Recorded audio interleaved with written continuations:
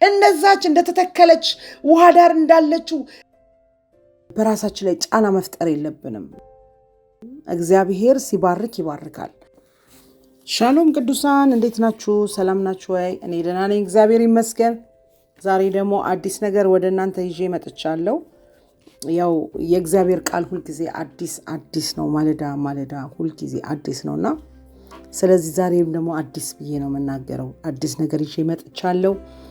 ርዕሱ ደግሞ የእግዚአብሔር በረከት ይላል። በእግዚአብሔር በረከት ላይ እንነጋገራለን። የእግዚአብሔር በረከት ለኛ ምንድነው? የእግዚአብሔር በረከት የምናገኝባቸውን መፍትሄዎችና ሐሳቦች እናወራለን ማለት ነው። እግዚአብሔር ይመስገን። እንግዲህ የእግዚአብሔር በረከት ስንል አንዳንድ ጊዜ በህይወታችን አሉ ብለን የማናስባቸው ነገሮች አሉ፣ የሉም ደግሞ አሉ ብለን የምናስባቸው ደግሞ የሉም፣ አላገኘዋቸውም በህይወቴ ብለን የምናስባቸው ነገሮች አሉ። ግን ኦልሬዲ እኛ ተባርከናል። ጌታ ኢየሱስ ክርስቶስን እንደ ግል አዳኛችን አድርገን በተቀበልን ቀን የዛን ሰዓት በአብርሃም በረከት ተባርካችኋል ተብለናል። በአብርሃም በሰማያዊ በረከትና በምድራዊ በረከት ተባርከናል። ኦልሬዲ ተባርከናል። ግን ይህን በረከታችን የተሰጠን በረከታችን መጠቀም የምንችለው አክቲቭ የምናደርገው በህይወታችን እኛ ራሳችንንና ይህንን አክቲቭ አድርገን መጠቀም እንድንችል የሚጠበቀው ከኛ ነው። ያንን የመጠቀም በሱ በበረከት ውስጥ የማለፍ በደንብ አድርጎ መንዝሮ ያንን ነገር ዋጋውን ማወቅ የኛ ነው ማለት ነው። እግዚአብሔር ኦልሬዲ ባርኮናል። ልክ በልጁ በኢየሱስ ክርስቶስ ስንወለድ በረከት አለ ከኛ ጋር። የተወለድን ጊዜ በረከት ተባርከናል፣ በህይወት ተባርከናል፣ በስጋ ተባርከናል። ያን ሰዓት የመጠቀምና ያለመጠቀም የኛ እድል ነው፣ የኛ ፋንታ ነው፣ የኛ ስራ ነው እና የእግዚአብሔር መባረክ ነው። እኛ ደግሞ በበረከት ውስጥ መኖር ነው የተሰጠን እና ያንን በረከት እንዴት ነው የምናገኘው? ኦልሬዲ የተሰጠን በረከት እንዴት ነው ወደ ተግባር የምናመጣው ስንል የእግዚአብሔር በረከት አንዳንድ ጊዜ አንዳንድ ሰዎች የእግዚአብሔርን በረከት የሚያዩበትን አስተያየት እናያለን። በመጀመሪያ አንዳንድ ጊዜ የእግዚአብሔር በረከት አንዳንድ ሰዎች ምን ብለው ያስባሉ? እግዚአብሔር ገንዘብ ቢሰጣቸው፣ አገር ቢቀይሩ፣ ትምህርት ቢማሩ እባረካለሁ ብሎ ያስባሉ። ቢያገቡ እባረካለሁ ብሎ ያስባሉ። አዎ በትዳር ውስጥ በረከት አለ እናውቃለን። ግን በዛ ብቻ ውስጥ አይደለም እዛ ውስጥ ሆነን ነው ብቻ የምናገኘው ብለን አስተያየታችን ወይ በትዳሬ ውስጥ ነው የምባረከው ብቻ ብለን በራሳችን ላይ ጫና መፍጠር የለብንም። እግዚአብሔር ሲባርክ ይባርካል።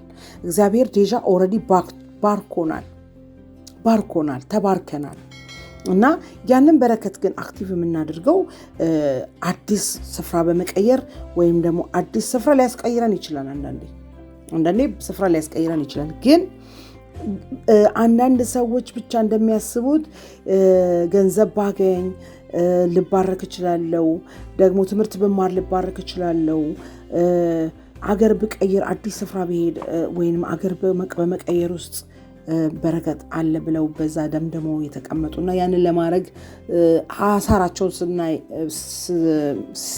አሳር ሲበሉ የምናያቸው እንደዛ አይደለም። በረከት እኔ ማወራው በመጽሐፍ ቅዱስ ያለውን በረከት ነውና መጽሐፍ ቅዱሳችን ላይ የሚያስቀምጠልን ነገር በህይወታችን የእግዚአብሔርን በረከት ብቻ ነው። የእግዚአብሔር በረከት ነው። ታውቃላችሁ፣ እግዚአብሔር በጣም የሰጠን ጥሬ ሀብት፣ ጥሬ ነገር፣ በቃ ጥሬ ንጥረ ነገር የሆነ ነገር በመጽሐፍ ቅዱስ በህይወታችን ምንድነው ታውቃላችሁ? በረከት ነው። በረከት ካለ ሁሉ ነገር አለ። በረከት ካለ ፌቨር ካለ ሞገስ አለ። ፌቨራይት ካለ መሰማት አለ፣ መደመጥ አለ። እያንዳንዱ የምናደርገው ነገሮች በህይወታችን በበረከት ውስጥ ነው የሚያልፉት። የእግዚአብሔር በረከት ማለት ደግሞ ባለጠጋ የምታደርገው፣ አያችሁ፣ ባለጠጋ ታደርጋችኋለች። ድሃ አትሆኑም። የእግዚአብሔር በረከት እያለ ሐዘን የሌለባት በደስታ ውስጥ የምታኖር ነችና ስለዚህ አንድ ቃል እያየን ነው የምንሄደውና ዘፍጥረት ላይ እንግዲህ በረከት ካልን ከመጀመሪያው ነውና ከዘፍጥረት አንስተን ነው የምናየው። በዘፍጥረት ውስጥ ያሉ ብዙ በረከቶች ስለነበሩ ማለት ነው። ስለዚህ ዘፍጥረት አንድ ላይ ምን ይላል መሰላችሁ? ከ26 ጀምሮ 26 ላይ ማለት ነው። ዘፍጥረት 1:26 ምን ይላል መሰላችሁ? እግዚአብሔርም ማለት ሰውን በመልካችን እንደ ምሳሌያችን እንፍጠር፣ የባህር ዓሣዎችና የሰማይም ወፎች እንስሳዎችንም ምድርን ሁሉ በምድር ላይ የሚንቀሳቀሱትን ሁሉ ይግዙ። እግዚአብሔርም ሰውን በመልኩ ፈጠረ፣ በእግዚአብሔር መልክ የተፈጠረው ሴትና ወንድ አድርጎ ሰራቸው። እግዚአብሔርም ባረካቸው፣ እንዲህም አላቸው፣ ሃሌሉያ፣ እንዲህም አላቸው፣ ብዙ ተባዙ፣ ምድርንም ሙሏት፣ ግዟትም፣ የባህርንም ዓሣና የሰማይን ወፎች በምድር ላይ የሚንቀሳቀሱትን ሁሉ ግዙ። እግዚአብሔርም አለ፣ እነሆ መብል የሆነውንም ዘንድ በምድር ሁሉ ላይ ዘር በእርሱ ያለውን ሐመልማል ሁሉ የዛፍን ፍሬ የሚያፈራውን ዘር ያለውን ዛፍ ሁሉ ሰጣቸው። ለምድርም አራዊት ሁሉ፣ ለሰማይም ወፎች፣ ሕያው ነፍስ ላላቸው ለምድር ተንቀሳቃሾችም ሁሉ የሚቀሳቀሱትን ሐመልማል ሁሉ መብል ይሁኑላቸው አለ። እግዚአብሔርም ያደረገውን ሁሉ አየ፣ እነሆም እጅግ መልካም ነበረ፣ ማታም ሆነ ጠዋትም ሆነ ይላል። አያችሁ፣ በመጀመሪያ ጊዜ እግዚአብሔር ሰውን ባርኮታል። አያችሁ፣ በኤደን ገነት ውስጥ ሁሉ ነገር አድርጎለታል። ሁሉን የሚበላውን የሚጠጣውን እንስሳቱን የሚገዙላቸውን ካስገዛ በኋላ ግን ደግሞ ምን አላቸው? ባረካቸው ይላል። ባረካቸው። ይህ ነው የእግዚአብሔር መባረክ። ኦሬዲ ተባርከናል። አያችሁ። እና ስለዚህ በረከት ማለት ይህ ነው። ምድርን የመግዛት የማስተዳደር ስልጣን ተሰጥቶናል። ዛሬም በክርስቶስ ኢየሱስ እንደዛው ነው እየቀጠለ ያለው። በዛ ብቻ ተባርከው የቀረ በረከት የለም። ዛሬ ደግሞ በጸጋው እንዲሁም እጥፎ ነው መጥቷል። በረከት አለ፣ በእኛ መሃል አለ፣ በውስጣችን አለ፣ በቤታችን። ስለዚህ የእግዚአብሔር በረከት ማለት ይህ ነው።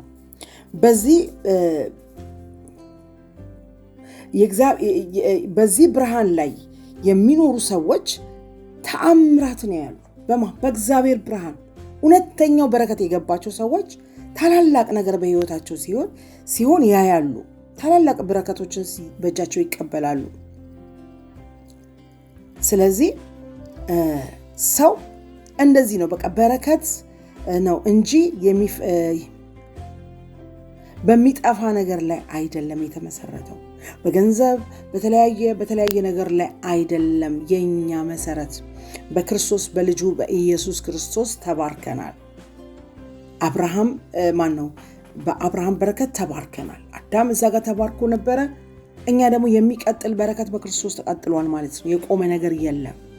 ስለዚህ ዘፍጥረት 12:3 ላይ እናያለን። ዘፍጥረት 13:3 ላይ ምን አለ እግዚአብሔር? ሃሌሉያ። እሺ፣ ዘፍጥረት 12 ከ1 እስከ 3 እንደዚህ ይላል። ዘፍጥረት 12 ላይ እግዚአብሔርን አብርሃም አለው፣ ከአገርህ ከዘመዶችህ ከአባትህ ቤት ተለይተህ እኔ ወደ ማሳይህ ምድር ውጣ፣ ታላቅም ሕዝብ አደርግሃለሁ፣ እባርክሃለሁ፣ ስምህም አከብረዋለሁ፣ ለበረከት ሁን።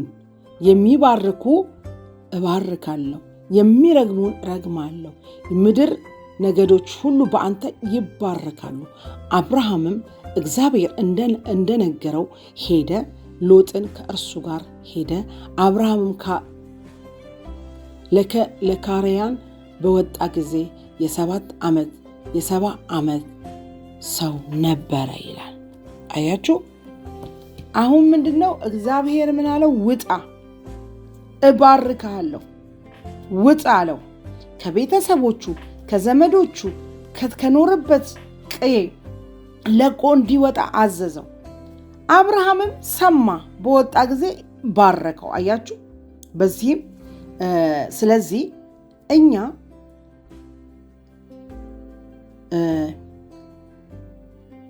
የሚፈለገው የእግዚአብሔር በረከት ምንድነው? እግዚአብሔር እባርካለሁ ባለው ነገር ላይ ይባርካል፣ በጣም አድርጎ ይባርካል። ስለዚህ አብርሃም በተባረከበት በዛ በረከት እኛ ተባርከናል። እሺ የአብርሃም በረከት ብለን ስንል ያዕቆብ እንደገና ደግሞ ለልጅ ልጅ የሚተርፍ ለልጁ ደግሞ ለያዕቆብ ይስሐቅን ደግሞ ባርኮታል እግዚአብሔር። ያዕቆብ የድሃ ልጅ ስለነበረ አይደለም በረከት ሲፈልግ የነበረው። አያችሁ፣ እኛ ድሃ ስለሆንን የምንበላው የምንጠጣው ስላጣን አይደለም በረከት የምንፈልገው። በረከት ይሄ የሚበላና የሚጠጣውን አይደለም። ይሄ ዋናው የእግዚአብሔርን በረከት ስንባረክ ሌላው የሚከተልንና ስለሚጠቅመን ከበጎ ነገር ስለማንጎድል የሚሆንልን ነገር ነው እንጂ በረከት ገንዘብ፣ መጠጥ፣ የእግዚአብሔር ቤት መብልና መጠጥ አይደለችም።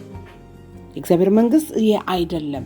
ይሄ ወሳኝ ነው ለመኖራችን፣ ለስጋችን ስለሚያስፈልግ ግድ በረከት ያሳድደናል። ምክንያቱም ከዓለም ወጥተናል፣ ተለይተናል። እኛ የምንኖረው ሌላ ዓለም ነው። እኛ መንፈሳዊ ነገሮቻችን እየቀጠሉ ይሄዱ እንጂ የእግዚአብሔር በረከት በዛ እያለፈ ሞገስ እያገኘን እንቀጥል እንጂ እንውጣ እንጂ ስፍራ ልቀቁ ተብለን ንልቀቅ እንጂ የእግዚአብሔር በረከት ሌላው ትርፍ ነው፣ የሚከተለን ነው። በነፍስ ብቻ ነው መባረክ ያለብን። የሚቀጥለው በግዴታው የሚከተለንና የሚያሳድደን በረከት ነው። ዋናው ከየት ነው መባረክ ያለብን? ከላይ ነው። ሃሌሉያ። ስለዚህ ያዕቆብ ወይም እኛ ድሃ ስለሆንን አይደለም የበረከት የምንፈልገው። አያችሁ፣ ይስሐቅ አባቱ የያዕቆብ አባት ይስሐቅ በጣም ሀብታም ነበረ። በሄደበት ቦታ ስለቀየረ ቦታው ሳይሆን እሱ ነበር የተባረከው። እኛንን መባረክ ያለብን። እሱ ነበር የተባረከው። ጉድጓዱን እዛ ሲቆፍር ሲመጡበት ጭራሽ መንግስትን ያስፈራ ሀብት ነበረው። በቃ መንግስታት መጥተው እነሱ ጋር አንተ በጣም ከኛ የላቅ ስለሆንክ ይስሐቅን እባክህ ጦርነት እንዳይነሳ ብለው የሚለምኑት ሀብታም ነበረ። ሰው የዓለም አንደኛ ሀብታም ልጅ ሆኖ ባርከኝ ብሎ ደህንነት ገንዘብ ይለምናል? አይለምንም። እኛ እኮ ለዓለም ሁሉ የሚጠቅመው ለዓለም ሁሉ ሀብት የሰጠው ለዓለም ሁሉ አንደኛ የሆነው እግዚአብሔር አባታችን ነው። የዓለም ሀብታም የሆነው እግዚአብሔር የኛ አባት ነው። እንደገና ወርደን እንለምናለን እንዴ? ሀብታም አድርገን ነው። ኦልሬዲ ተባርከናል። ስለዚህ በረከት ማለት ይሄ ነው። ዘር ከአባት ከልጅ የሚቆጠር ነው፣ የሚመጣ ነው፣ የሚቀጥል ነው። በእኔ ዘር የኔ ልጆች ይባረካሉ። ከኔ የተነሳ እኔ ከእግዚአብሔር ከተቀበልኩት በረከት የተነሳ እንዲሁን የሆነው አብርሃም ባረከው፣ ይስሐቅ ተባረከ፣ ከይስሐቅ ያዕቆብ፣ ዮሴፍ። አያችሁ፣ እየቀጠለ የሚሄድ ነው የእግዚአብሔር በረከት። ገንዘብና መጠጥና እህልና ውሃ ከሆነ ግን የሚያልቅ ነው። በዛ ላይ የተመሰረተ አይደለም በረከት። ሃሌሉያ። የሚቀጥል ነው። የልጅ ልጅ የሚቀጥል ነው። ለልጅ ልጅ የሚቀጥል ነው። እና በረከት ማለት በመጽሐፍ ቅዱሳችን ላይ እግዚአብሔር ቃል ላይ ተጽፎ ያለው በረከት ይሄኛው ነው። የሚያስቀጥል፣ ዘርን የሚያስቀጥል፣ ትውልድን የሚያስቀጥል። ሃሌሉያ። እና ስናየው ይሄን አይተናል። እሺ፣ ለዛ ነው በቃ በረከት ያዕቆብ በረከት ምን እንደሆነ ገብቶታል። እስቲ ጋር ደግሞ በዚህ መልኩ እናያለን። ያዕቆብ በረከት ምን እንደሆነ ስለገባው ቁጭ ብሎ ምስር ወጥ እየሰራ ብኩርናውን እንዴት ከኤሳው ላይ ከወንድሙ ላይ እንደሚቀበል ያስብ ነበር እንደሚወስድበት ያስብ ነበር እንዳሰበው አያችሁ በረከታችሁን ቁጭ ብላችሁ ኢማጂኔሽን አርጋችሁ ስታብሰለስሉት ትቀበላላችሁ ከማይታየው ዓለም ምክንያቱም ይህ የምንኖርበት ዓለም የማይታየው ዓለም ጥላ ነው ቁጭ ብላችሁ በመንፈሳችሁ የምታዩትን ነገር ትወርሳላችሁ ለዛ ነው ያዕቆብ ገብቶታል ብኩርና ማለት የመጀመሪያ ማለት ምን እንደሆነ ገብቶታል በረከት ምን እንደሆነ ገብቶታል ለሁሉ የሚሰጠው ለብኩር ልጅ ስለሆነ ስለዚህ የመጀመሪያው ስራው ምንድነው ወንድሙን ታላቅ ወንድሙን ማታለል ወንድሙን ብኩርናው እንዲሰጠው የቤት ስራ ሲሰራ ነበር እሱም እናቱ አያችሁ እናቱም ሰርታለታለች ርብቃ አስተካክላለታለች ቆዳውን ምኑን ሁሉ ነገር ገብቶ እንዲባረክ አርገዋለች የመጀመሪያውን የሱን በረከት የመጨረሻውን ያዕቆብ ባርኮ ማነው ይስሐቅ ባርኳቸው ደክሞ ስለነበረ አይኑም ደክሞ ስለነበረ በመዳሰስ በመሽተት ነበር ሊባርካቸው የሚፈልገውና የመጨረሻውን በረከት የመጨረሻውን የብኩርና በረከት ወሰደ አንደኛ በወጥ ሰርቶ ቁጭ ብሎ ይሰራ ጀመረ ምስር ወጥ መስራት ጀመረ ያዕቆብ ሃሌሉያ ምስር ወጥ መስራት ጀመረ መቀበል ፈለገ ሲስተሙን ዘረጋ አያችሁ እኛም ዛሬ እንደዛ ነው መሆን ያለብን የበረከታችንን ምንጭ ቁጭ ብለን መሳል አለብን በህሊናችን ቁጭ ብለን ኢማጂኔሽን ማድረግ አለብን ሃሌሉያ ስለዚህ ይህ ነው የሚሆነው ይህ ነው የሆነው በያዕቆብ ላይ ስለዚህ ያዕቆብ ወንድሜ ሊገለኝ ስለሚፈልገው ያንን ተቀበለና ወጣ ምን ይዞ ወጣ ያዕቆብ አንድ በትር ነው ይዞ ወጣው ተባርኳላ ቃል ተወስዷላ በላው ላይ ብኩርናን ተቀብሏል በዛ ላይ ቃል ወስዷል እያንዳንዱን ለወንድሙ የሚደረገውን በረከት እያንዳንዱን ተቀብሏል ከአባቱ ከይስሐቅ ከዛ በኋላ ግን ያ የተቀበለው ሀብት ነው እንዴ ለመካፈል ነው እንዴ ከወንድሙ ጋር ሁለት ናቸው የተወለዱት በነገራችን ላይ ሁለት ልጆች ናቸው የተወለዱት ያዕቆብና ኤሳው ብዙ ልጅ ተወልዷል እንዴ አልተወለደም ይስሐቅ በጣም ሀብታም ነው ለብዙ ሰው የሚተርፍ ሀብት አለው ግን ሁለት ልጅ ነው የወለደው 16 ልጅ አልወለደም ምንም እኮ በጣም ተከፋፍለውት እኮ በጣም ብዙ ሀብት አላቸው ያንን ሀብት አይደለም የፈለገው ዘላለም መባረክ ዘር መባረክ የወለደው ልጆች መባረክ በዛ ውስጥ ያለውን በረከት ነው ማወራው የገባችሁ በዛ ውስጥ ያለውን በረከት ነው ያዕቆብ መቀበል የፈለገው ከዛ ከአባቱ ቤት ከተባረከ በኋላ ተቀመጠ እንደ ሀብቱ ላይ ተቀመጠ እንደ አባቱ ቤት አልተቀመጠም አንድ በትር ነው ይዞ የወጣው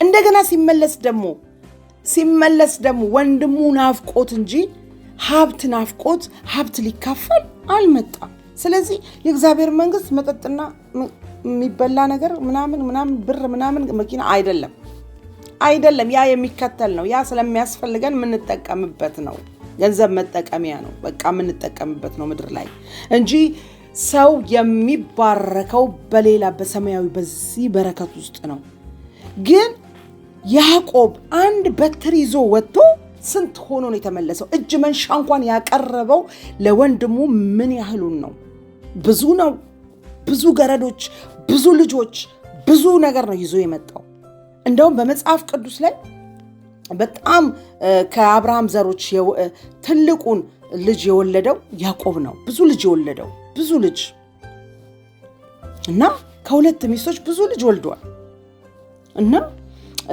ይሄ ነው የሆነው በእነ ያዕቆብ ቤት ስለዚህ እንደገና ሀብት ለመካፈል አልመጣም ያዕቆብ እንደገና የመጣው ምንድነው ወንድሜ ናፈቀኝ ብሎ ነው እንደገና ወደ ቀያው ወደ ነበረበት ሀገር መመለስ የፈለገው አያችሁ ስለዚህ እኛ ስንባረክ የኔ ልጆች ይባረካሉ፣ የልጅ ልጅ ይባረካል። እኔ መሰረቴ ዛሬ መስራት ያለብኝ እኔ ላይ ነው።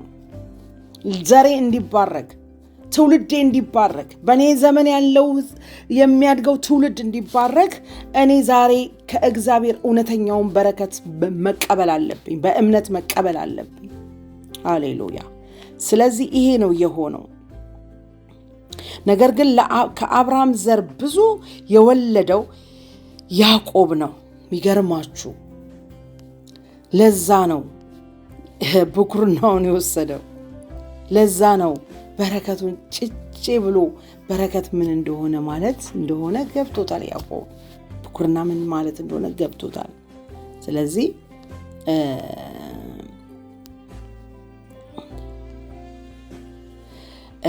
መባረክ ማለት ይህ ማለት ነው።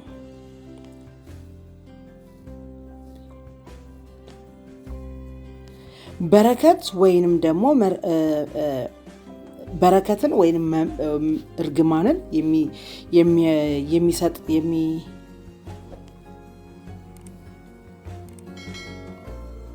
በበረከትና በእርግማን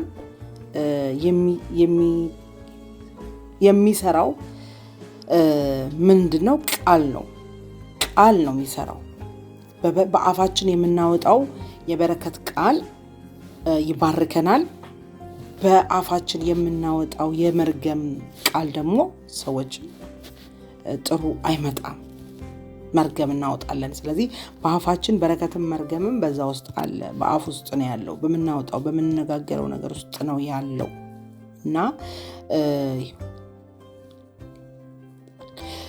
አሁን ለምሳሌ አሁን ቃል ወጥቶላችሁ እግዚአብሔር በዚህ ባርካችኋለሁ፣ በዚህ እንደዚህ ባርክሻለሁ ብሎ ዛሬ ለምሳሌ ዛሬ ቃሉ በዚህ ውስጥ ቢናገራችሁ፣ እግዚአብሔር በግላችሁ ቢናገራችሁ፣ በነቢያት ቢናገራችሁ፣ እግዚአብሔር እንደባረካችሁ ደግሞ አውቃችኋል።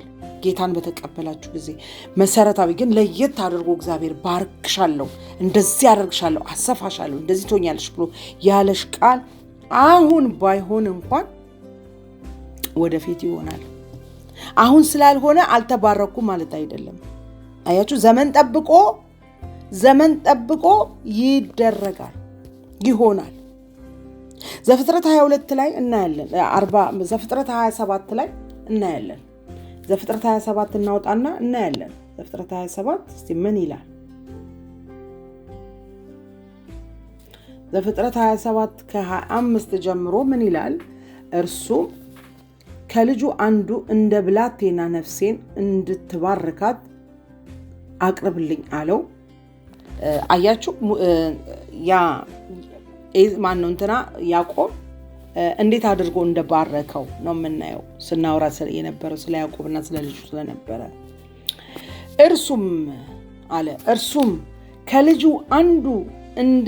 አንዱ ብላቴና ነፍሴን እንደምባርካት አቅርብልኝ አለው። አቀረበለትም። የወይን ጠጁንም አምጣ፣ እርሱም ጠጣ።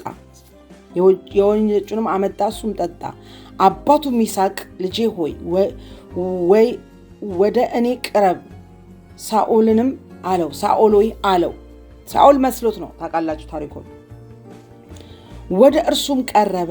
ሳኦልም የልብሱን ሽታ አሸተተ። ሳኦልንም የልብሱን ሽታ አሸተተ፣ ባረከውም፣ እንዲህም አለው፣ የልጄን ሽታ እግዚአብሔር እንደባረከ እርሻ ሽታ ነው። የልጄ ሽታ እግዚአብሔር እንደባረከው ሽታ ነው። እግዚአብሔርም ከሰማይ ጠል ከምድርም ስብ የእህልንም ወይንም ብዛት ይስጥህ። አሕዛብ ይገዙልህ፣ ሕዝብም ይስገድልህ። ለወንድሞችም ጌታ ሁን። የእናት ልጆች ይስገዱልህ። የሚረግሙህ እነርሱ እርጉም ይሁኑ፣ የሚባረኩ እነሱ ብሩክ ይሁኑ። ይስሐቅም ባረከው፣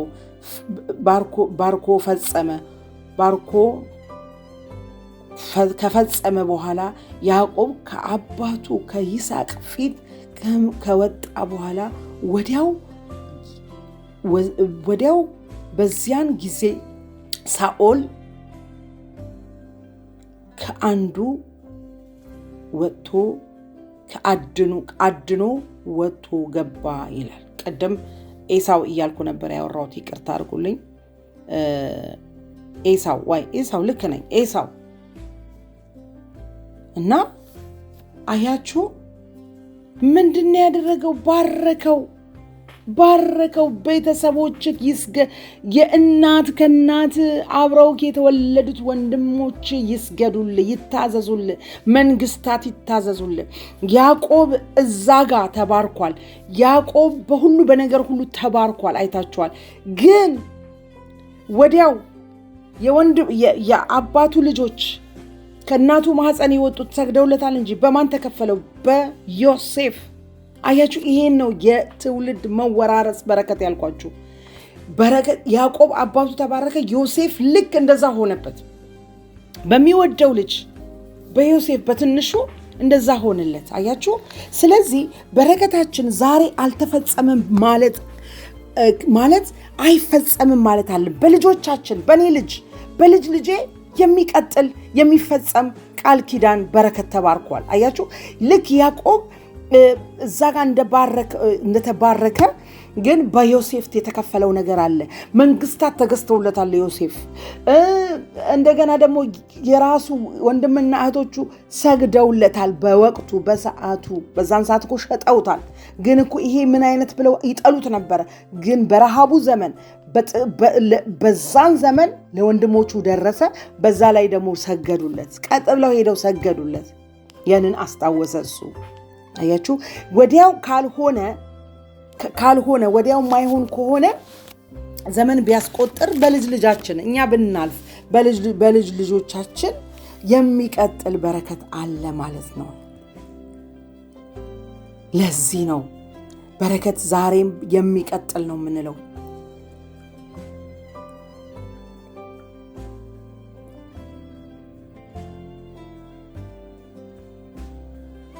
ለዛ ነው አያችሁ የፋሬስ ሁለቱ መንታዎች ሲወለዱ የሁለተኛው ላይ እግዚአብሔር ይመጣል።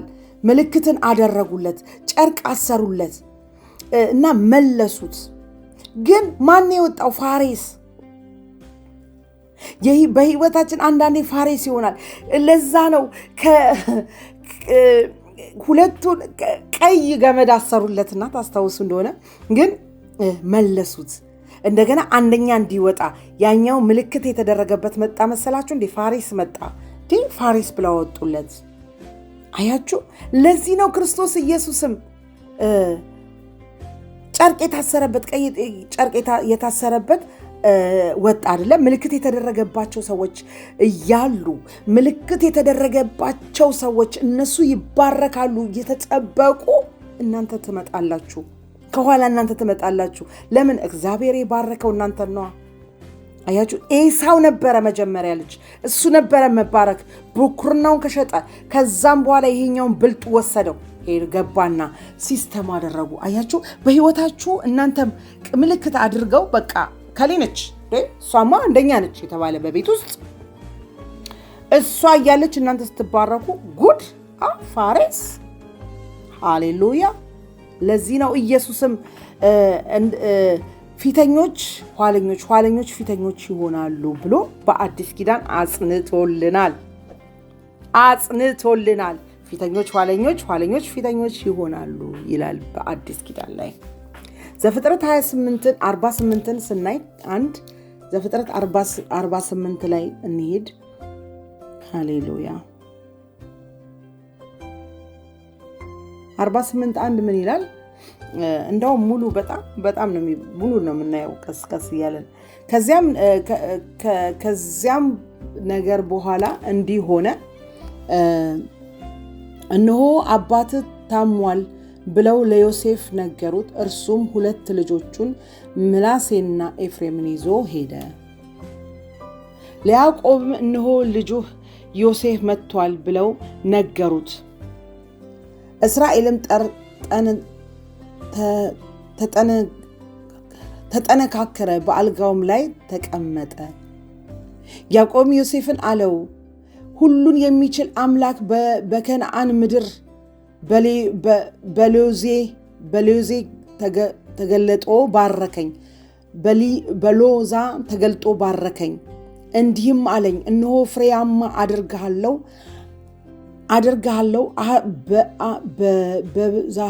አበዛህማለሁ፣ ለብዙ ሕዝብም ጉባኤ አደርግሃለሁ። ይህንንም በምድር ካንተ በኋላ ለዘላለም ርስት እሰጣለሁ፣ ርስት ለዘር እሰጣለሁ። እነሆ እኔ ወደ አንተ ከመምጣቴ በፊት በግብፅ ምድር የተወለዱ 2 ልጆች ለእኔ ይሁኑ። ኤፍሬምና ምናሴን ለእኔ አድርግ፣ ሮቤልንና ስምዖንን ናቸው። ከሁለቱም በኋላ የተወለዱት 2 ለአንተ ይሁንልህ። በርስታቸውም በወንድማቾችም ስም ይጠሩ። እኔም ከወስጵዮስያን ከመሰጵዮጥያውያን በወጡ ጊዜ ወደ ኤፍራታ ለመግባት ጥቂት ቀርቶኝ በመንገድ ሳለሁ ራሔልን በከነዓን ምድር ሞተችብኝ። በዚያም በኤፍራጥ መንገድ ላይ እርሷ በቤተል ናት ቀረች። እስራኤልም የዮሴፍን ልጆች አይቶ ከዚህ እነማን ናቸው አሉት። ዮሴፍም አባቱ እግዚአብሔር በዚህ ሰጠኝ፣ ልጆቼ ናቸው አሉት። እርሱም ይባርካቸው ዘንድ ወደ እርሱ አቀረበለት። የእስራኤልም ዓይኖች ከሽምግልና የተነሳ ከብደው ነበረ፣ ማየትም አይችልም ነበረ። ወደ እርሱ አቀረባቸው፣ ሳማቸውም፣ አቀፋቸውም ይልና አቀፋቸውም። እስራኤልም ዮሴፍን ፊትን እያለው ብዬ ያሳስበው ነበረ። እነሆም እግዚአብሔር ዘርህን ደግሞ አሳየኝ አለው። ዮሴፍም ከጉልበቱ ፈቀቅ አድርጎ ወደ ምድር ግንባሩን ሰገደ። ዮሴፍም 2 ልጆቹን ወስዶ ኤፍሬምን በቀኙ በእስራኤል ግራ ምናሴን ደግሞ በግራው እስራኤል ቀኝ አድርጎ ወደ እርሱ አቀረባቸው። እስራኤልም ቀኙን እጁን ዘርግቶ በኤፍሬም ላይ አኖረ፣ እርሱ ታናሽ ነበረ። ግራውን በምሳሌ ራሱን ላይ አኖረ፣ እንዲህም አስተላለፈ። ምናሴም በኩሬ ነበረ። ያዕቆብም ዮሴፍን ባረከው፣ እንዲህም አለው፣ አባቶቼ አብርሃም ይስሐቅ በፊት ይሁዳ የሄዱበትን እርሱ እግዚአብሔር ከታናሽነቱ ጀምሮ እስከ ዛሬ ድረስ እኔ የምገኝበት እግዚአብሔር ከክፉ ነገር ሁሉ ያድናችሁ። መልአክም እርሱ በዚያም ብላቴናው ይባርከው፣ በስሜም የአባቶችን የአብርሃም የይስሐቅ ስም በእርሱ ይጠራ፣ ምድርም በመካከሉ ይብዙ። ዮሴፍም አባቱን ቀኝ አድርጎ በኤፍሬም ላይ ጭኖ ባየ ጊዜ አሳየው። የአባቴ ልጅ ምናሴ ራሱን ላይ ይጭነ ዘንድ ኤፍሬምን ራሱ ላይ አነሳ፣ በታላቁ ላይ ማለት ነው።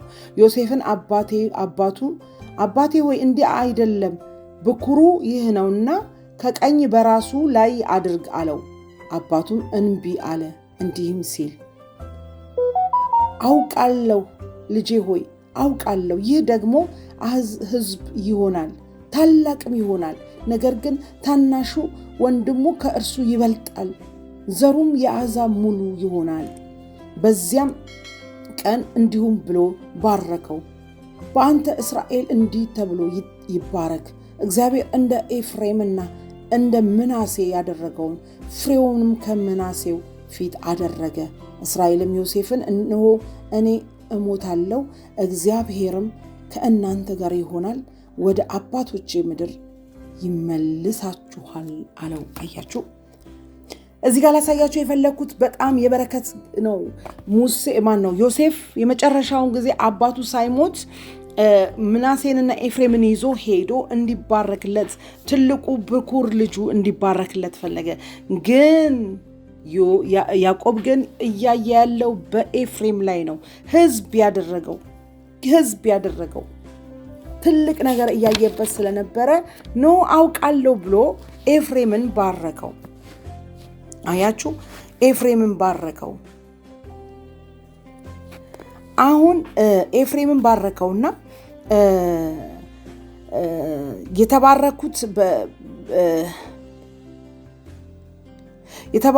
የተባረካችሁት ቤተሰቦቻችሁ ስለተባረኩ አይደለም። የተባረካችሁት ፊት ለፊት ስለሆናችሁ አይደለም። የተባረካችሁት ታላቅ ስለሆናችሁ አይደለም። የተባረካችሁት እግዚአብሔር የፊተኛ ስላደረጋችሁ ነው። አክቲቭ ስለሆነ ነው። አክቲቭ ስላደረጋችሁት ነው በረከትን። መጽሐፍ ቅዱስ እኮ ገላትያ ላይ ምን ይላል መሰላችሁ? ገላትያ ላይ በደንብ ደግሞ እንዲያብራራለን። ጨርሶም ልጁ ሕፃኑ ሆኖ ባለበት ጊዜ ምንም የሁሉ ጌታ ቢሆን ከአባቱ ከባሪያው አይበልጥም ይላል። ልጁ ምንም የጌታው ጌታ ቢሆን ግን ያ ዊል ኪፕ የሚያደርገው ያ ከሞግዚቱ አይበልጥም። ምክንያቱም ልጁ ሕፃን ስለሆነ፣ ልጁ ምንም ስለማያውቅ፣ ባወቀ ጊዜ ግን ያንን በረከት መጠቀም ይጀምራል። እርሱም ሲቀበልና ሲጀምር በረከቱን መጠቀም ይጀምራል። እስራኤሎች ተባርከዋል። ሁሉም ተባርከዋል። እንደ ኤፍሬም ግን የተባረከ የለም።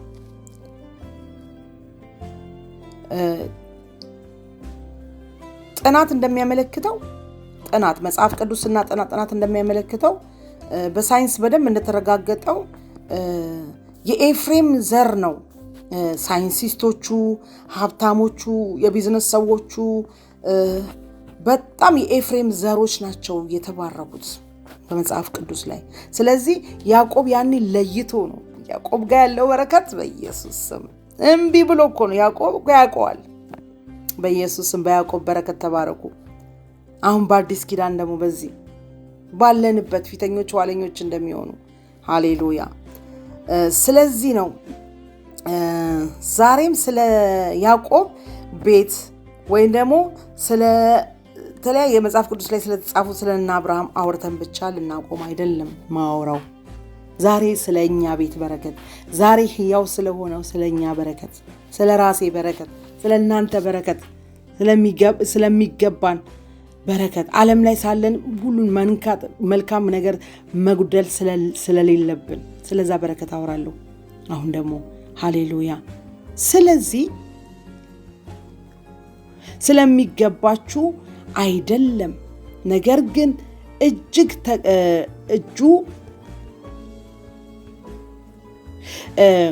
ታውቃላችሁ፣ አንዳንድ ጊዜ ስለሚገባችሁ አይደለም የምትባረኩት። እጅ ተቀያይሮላችሁ ተባርካችሁ አታውቁም? እኔማ ይሄ አይሆንም ብላችሁ የአንዱን በረከት ለአንዱ አምጥቶ ሰጥቷችሁ አያውቁም እግዚአብሔር? እስቲ አስቡ። እጅ ተቀያይሮለት ነው እኮ። አያችሁ፣ እዛ ጋር ያዕቆብ ዮሴፍ የፈለገው ታላቁ እንዲባረክ ነው ናሴ። እሱ ግን እጁን ቀየረ። እጅ ተቀያይሮላችሁ ተባርካችሁ አታውቁም? እጅ ተቀይሮልን ነው የተባረክ ነው። እኛ የሚገባን ሆኖ ሳይሆን እጅ ተቀይሮልን እንደተባረክን ደግሞ ማመስገን አለብን። ስለዚህ የእግዚአብሔር በረከት እንዴት ልናገኘው እንችላለን በሚል ደግሞ በአራት ነገሮች ላይ እናወራለን። አሁን ይህን ካወራን የእግዚአብሔርን በረከት ወደ እኔ ለማምጣት በህይወት አለ፣ በእኔ ውስጥ አለ፣ ግን ወደ ስራ ለመቀየር ምን ማድረግ አለብኝ የሚለውን በደንብ አድርገን እናያለን ማለት ነው። እግዚአብሔርን ማግኘት አለባችሁ። አንደኛ ዋናው ከእግዚአብሔር ኮንታክት መሆን አለባችሁ። ከእግዚአብሔር ጋር ኮንታክት መሆን አለብን። የእግዚአብሔርን በረከት በአንደኛ ደረጃ በአራት አስቀምጫለሁ። በአንደኛ ደረጃ እግዚአብሔርን ማግኘት አለብን። ምክንያቱም ባራኪው ራሱ እግዚአብሔር ስለሆነ በረከት የሚገኘው ከራሱ ከእግዚአብሔር ስለሆነ ቅድም መጀመሪያው ላይ አውርተናል። የዚህ ዓለም ገዢ የሚሰጣችሁ በረከት ሐዘን የሞላበት ወይ ልጅ ሳክሪፊስ ይሆናል ወይ አንድ ሰው ግደሉ ብሏችሁ ነው። ይሄ ግን በረከት ሐዘን የሌለበት ራሱ ባራኪው ማን ነው? እግዚአብሔር ስለሆነ ስለዚህ እግዚአብሔርን ራሱን መፈለግ አለብን። እግዚአብሔርን ብቻ ነው መፈለግ ያለ። ስለዚህ በክርስቶስ ኢየሱስ ካመናችሁ በኋላ ቅድም ስናገረው ነበረ፣ በክርስቶስ ኢየሱስ ካመናችሁ በኋላ ተባርካችኋል። ያገኛችሁት በረከትን አግኝታችኋል፣ ያገኛችኋል። ምክንያቱም በዘፍጥረት 1:26 ላይ እንዳየነው በዘፍጥረት 12 ላይ አብርሃም ሲባረክ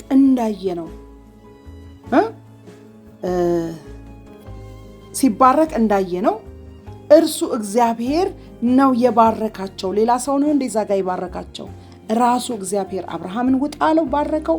ይስሐቅን የባረከው ማን ነው? እሱ ነው። ያዕቆብን የባረከው ሲባረካቸው የመጣው ራሱ እግዚአብሔር ነው። ስለዚህ ዋናው መንገዳችን የእግዚአብሔርን በረከት ለማግኘት እግዚአብሔርን መፈለግ አለብን እና እግዚአብሔርን መፈለግ ነው ያለብን። አንደኛው የእግዚአብሔር በረከት እንዴት እናገኛለን ስንል ራሱን እግዚአብሔርን መፈለግ። የመጀመሪያ በረከት የምናገኘው ከራሱ ከእግዚአብሔር ነው። አጠር ላድርገው። ሁለተኛ በረከት የምናገኘው ከአባቶች ነው። አያችሁ፣ ያዕቆብ የባረከው አባቱ ነው። እንደገና ደግሞ ያዕቆብ ደግሞ ዮሴፍን ባረከ። ዮሴፍ ደግሞ ይስሐቅ ደግሞ እየተበራረኩ ነው የመጣው። አብርሃም እግዚአብሔር ባረከው። እግዚአብሔር ደግሞ ይስሐቅን ደግሞ ያዕቆብ ባረከው። ያዕቆብን ደግሞ ዮሴፍ ባረከው። ከአባቶቻችን በረከትን እንወስዳለን። በሁለተኛ ከአባቶቻችን እንወስዳለን። በዛው መንገድ ከቤተሰቦቻችን አንዳንዴ ከቤተሰቦቻችን በረከት እንወስዳለን። ወላጆቻችሁ በህይወት ካሉ አንድ ነገር የምነግራችሁ ነገር አለ። ወላጆቻችሁ በህይወት ካሉ በረከትን ለመቀበል የሚያስፈልገውን ሁሉ ነገር አድርጉ። ምክንያቱም ከቤተሰቦቻችን ከእናት ከአባቶቻችን የምንወስደው በረከት አለ፣ የምንረገመው እርግማን አለ። አንዳንድ ጊዜ የኢትዮጵያን ቤተሰቦች ታውቃላችሁ፣ በቀልድም በምንም ባልሆነው ሲረግሙን ያሳደጉን። ይድፋክ እንዲህ አንተ የተረገምክ ምናምን ስንባል ነው ያደግነው። አሁን በክርስቶስ ኢየሱስ እንደገና ተባርከን ነው እንጂ። ስለዚህ ሁላችሁን እግዚአብሔርን በረከት እንዲወስድላችሁ እንዲደረግላችሁ በቤተሰብ የመጣ ያየነው የያዕቆብና የይስሐቅ የአብርሃም አምላክ የባረከ ስለመጣ እኛ ደግሞ አጥብቀን የቤተሰቦቻችን በረከት መፈለግ አለብን። በሚገባው ነገር ሁሉ ማድረግ አለባችሁ። አንዳንድ ጊዜ ግን እያደረጋችሁላቸው እየሆናችሁላቸው የማይሆኑ ቤተሰቦች አሉ። ለምሳሌ እኔ አንደኛ ነኝ። ከቤተሰብ በጣም ባደርግ እኔ ምንም ነገር አደረገች አልባልም። የኔ ጥፋቴ ብቻ ነው የሚታያቸው። ጥሩ ነገሬን አሁን እግዚአብሔር ይመስገን እየተቀየረ ነው ብዬ አስባለሁ። ግን ቢሆንም የኔ ነገር ነው የውጭ ሰው እንደሚያደንቀውና የውስጥ ሰው ነው አንድ አይደለም። እና ስለዚህ ይህንን ማድረግ አለብን። ዘፍጥረት 27 ላይ እግዚአብሔር እንደባረከው ይህንንም የለመነው እንዳለው በዘዊ ስፍራ ያዕቆብን እንደባረከው አይተናል። ስለዚህ ሁልጊዜ የቤተሰቦቻችንን በረከት መፈለግ አለብን። ሶስተኛ ካህናት ይባርኩናል፣ ወይም አገልጋዮች፣ ነብዮች፣ እውነተኛ ነብዮች ስላችሁ ሁሉም አይደሉም። እውነተኛ ነብዮች፣ ፓስተሮች፣ የቤተ ክርስቲያን አገልጋዮች፣ በአጠቃላይ የእግዚአብሔር ሰው የሆኑ የእግዚአብሔር ሰዎች የሆኑ ሰዎች ሊባርኩን ይገባል። እንቀበላለን። እዚህ ላይ ምስክር እንዲሆን አንድ ቃል አነባለሁ። እዚህ ላይ እንዲሆን ዘኍልቍ ላይ አለ። ዘኍልቍ ላይ እንድንረዳው በደንብ ከቃሉ ጋር ሲሆን በማስረጃ እናረጋለን ማለት ነው። ዘኍልቍ 6 ላይ ምን ይላል መሰላችሁ? ዘኍልቍ 6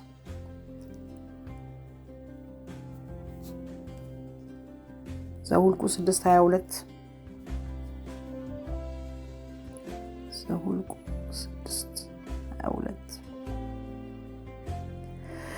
እግዚአብሔርን ሙሴን እንዲህ ብሎ ተናገረው፣ ለአሮንም ልጆች ንገራቸው፣ የእስራኤልም ልጆች ስትባርካቸው እንዲህ ብለህ ባርካቸው አለው። እዩ እግዚአብሔር ይባርካችሁ ይጠብቃችሁ፣ እግዚአብሔር ፊቱን ያብራላችሁ ይራራላችሁም፣ እግዚአብሔር ፊቱን ወደ እናንተ ያንሳ ሰላምም ይስጣችሁ፣ እንዲህም በስሜ በእስራኤል ልጆች ላይ ያሉትን እኔም እባርካችኋለሁ። አያችሁ፣ ተነስተው ካህናቶች ተነስተው የቤተ ክርስቲያን ሽማግሌዎች ተነስተው የእግዚአብሔር ሰዎች እኛን ሊባርኩ ይገባል። በሶስተኛ ደረጃ እነሱ ሲባርኩን እንባረካለን ብለናል። እግዚአብሔር ራሱ ነው የሚባርከን። ሁለተኛ በቤተሰቦቻችን መባረክ አለብን፣ በረከት መውሰድ አለብን። ሶስተኛ በቤተ ክርስቲያን ሽማግሌዎችም መባረክ አለብን። አያችሁ፣ ይሄ ነው የሚከተለው ማለት ነው። እንደዚህ ነው፣ እንደዚህ ያለ ነው የሚቀጥለው እና ግን ሌላው ደግሞ የመጨረሻውና አራተኛ ብዬ ያስቀመጥኩት ምንድነው? ራሳችንን መባረክ እንችላለን። ራሳችንን መባረክ እንችላለን። በራሳችን አፍ ራሳችንን መባረክ እንችላለን። አንደኛ ዜና ላይ ቶሎ ላውጣ። አንደኛ ዜና ራሳችንን ደግሞ መባረክ አለብን። ይሄ ፉል ታይም ፉል የሚያደርገን ራሳችንን ደግሞ በጣም በዚህ በአራቱ ነገር በደንብ አድርገን ከተጠቀምን የበረከት ሰዎች ነው የምንሆነው። ዘራችን ይባረካል። ሃሌሉያ። አንደኛ ዜና 4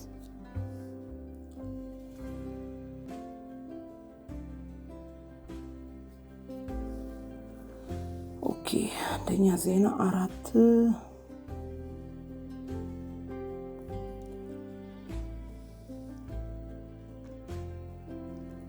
አንደኛ ዜና 4 ላይ አቤቱ መባረክን ባርከኝ፣ ዳርቻዬን አስፋ፣ እጅህንም በላዬ ላይ ትሁን፣ እንዳያሳዝነኝም ክፋትን ሁሉ ከኔ ጠብቅ። እግዚአብሔር እንደለመነውም ሰጠው፣ እንደዚያውም እንዳለውም ያቤጽን ባረከው ይላል። አያችሁ፣ እግዚአብሔር ያቤጽ ምንድነው? እናቱ ስቃይ በዝቶብኛልና ያቤጽ ብላ ጠራችው። ስቃይ ማለት ነው። ያቤጽ ብላ ጠርታው ግን ምን አረገ? ያቤጽ በራሱ ላይ በቤተሰቦቹ የሚወደድ ልጅ በእናቱ የሚተወደደ ልጅ ስላልነበረ ግን አቤቱ ብሎ በአፉ እግዚአብሔርን መባረክን ባርከኝ ብሎ ጠራ፣ ተናገረ። በራሱ ላይ ዳርቻዬን አስፋ አለ፣ እጄም በላይ አድርግ። የእግዚአብሔርን እጅ ጠየቀው። እንዳያስከፉኝም ክፉን ከኔ ሁሉ አርቅልኝ። እግዚአብሔርም እንደዛው እንደለመነው አደረገለት። ያፌጽም ተባረከ፣ ከወንድሞቹም ይልቅ ታላቅ ሆነ። የተባረከና የተፈራ የተከበረ ሰው ሆነ።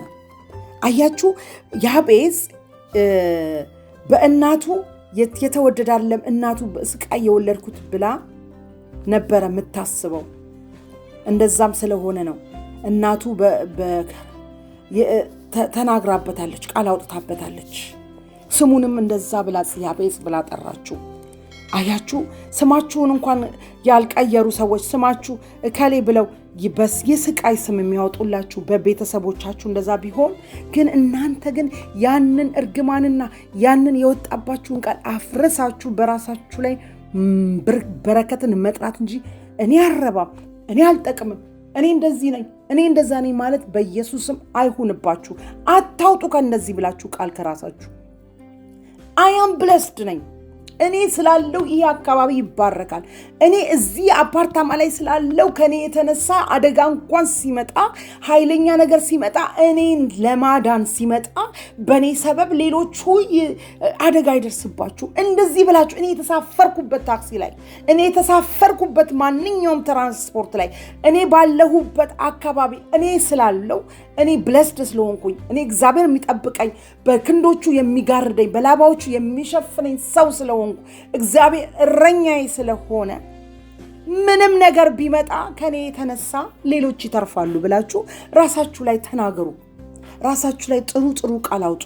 ራሳችሁ ላይ እኔ ሀብታም ነኝ፣ እኔ ብዙ ቤቶች አለኝ፣ እኔ ብዙ ስራ አለብኝ፣ ብዙ ልጆች አሉኝ፣ ብዙ ስፍራ አለኝ፣ ብዙ ቤተክርስቲያን ማስተዳድረው አለኝ፣ እኔ ብዙ ሀብት አለኝ፣ ብዙ ገንዘብ አለኝ፣ ብዙ ጤና አለኝ፣ ብዙ ረጅም ዕድሜ አለኝ። እስቲ ተናገሩ በዚህ ላይ። እኔ እናንተ ከዛሬ ጀምሮ እውነት አብራችሁ ነው የምማረው።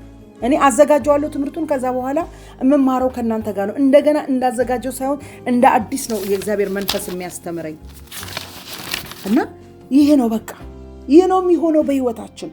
ይሄ ነው በቃ። ይሄንን አራቱን ተናግሬያለሁ። መጀመሪያ እግዚአብሔርን መፈለግ፣ ሁለተኛ በመባረክ በአባቶቻችን መባረክ፣ በቤተሰቦቻችን መባረክ፣ በካህናት ወይም በቤተክርስቲያን አስተዳዳሪዎች ወይም በሽማግሌዎች የእግዚአብሔር ሰዎች በሆኑት መባረክ አለብን።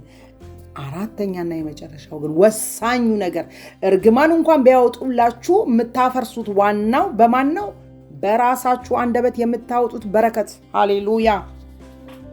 አያችሁ፣ ያዕቆብ ለዛ ነው የፈለገው። በራሱ ጊዜ ፈልጎ ነው የሰራው በረከቱን። ሃሌሉያ። ስለዚህ እኛም በእኛ ቤት የሚሆነው ይህ ነው። የበረከት ደጆቻችን ይከፈቱ በጌታ በኢየሱስ ስም። ይህን የምትሰሙ ሁሉ የበረከት ደጆቻችሁ በረከት ምን እንደሆነ ማወቅና አውቃችሁ ደግሞ መጠቀም ይሁንላችሁ፣ ለኔም ለእናንተ። ሃሌሉያ። እግዚአብሔር ይመስገን። እውነት የእግዚአብሔር ስራ ነው፣ የእግዚአብሔር ማዳን ነው፣ የእግዚአብሔር ኃይል ነው። እኔ እንደዚህ የመንፈስ ቅዱስ ስራ ነው እንደዚህ የሚያስፈስሰኝ እንደ ጅረት። ለምን እንደዛች እንደተተከለች ውሃ ዳር እንዳለችው ቅጠሏ እንደማይረግፍ እንደዛ ነኝ። ሃሌሉያ። ለብዙዎች የሚተርፍ ነገር ከኔ ውስጥ ይወጣል። አሁንም ሃሌሉያ እየለመለምኩ ቀጥላለሁ፣ አውጃለሁ በራሴ ላይ። እናንተም እንዲህ ብላችሁ አውጁ በጌታ በኢየሱስ ስም። ይህ በእናንተ ላይ ባንደበታችሁ ባወጃችሁት ቁጥር ይሆናል። መልካም ምላስን የሞትም የህይወትም መውጫ በዛ ስለሆነ ሃሌሉያ። ስለዚህ ዛሬ ድንቅና በጣም የእግዚአብሔር በረከት በሚል በጣም መንፈስ ቅዱስ አስተምሮናል። እግዚአብሔር ይባረክ። የረዳን እግዚአብሔር እናመሰግናለን። እግዚአብሔር በረከቱን በህይወታችን እያፈሰሰ ያስቀጥለናል። ይህ በቃ በእግዚአብሔር ቃል የተጻፈና በእኛ የሆነ ስለሆነ በክርስቶስ ኢየሱስ የተደረግነው ስለሆነ የሚከተል ሁሉ ይከተለናል። ሃሌሉያ። ስለዚህ በዚህ ድንቅ ትምህርት እንደምትባረኩበት ተስፋ አድርጋለሁ። ደግሞ ሰብስክራይብ፣ ሼር፣ ኮፒ ሊንክ እያደረጋችሁ ቀጥሉ። ያላደረጋችሁ ሼር እያደረጋችሁ፣ ያላደረጋችሁ እንዲደርሳቸው እያደረጋችሁ ሼር እያደረጋችሁ፣ ያላደረጋችሁ ደግሞ ዝም ብላችሁ አትመልከቱ። ሰብስክራይብ አድርጉኝ። በዚህ እንድትደግፉኝ በጌታ ፍቅር ጠይቃችኋለሁ። ተባረኩልኝ። የዛሬ ያለኝ ይሄ ነበረ። በደንብ እንደምትባረኩበት ተስፋ አድርጋለሁ። ብዙዎች እንደሚለወጡበት አውቃለሁ። እኔም ተለውጬበት የምቀጥልበት በረከቴ እንደሚሆን አውቃለሁ። ስለዚህ እግዚአብሔር ይመስገን። ስለዚህ የዛሬ ትምህርቴ በዚህ ላይ አቆማለሁ። ተባረኩልኝ። ሻሎም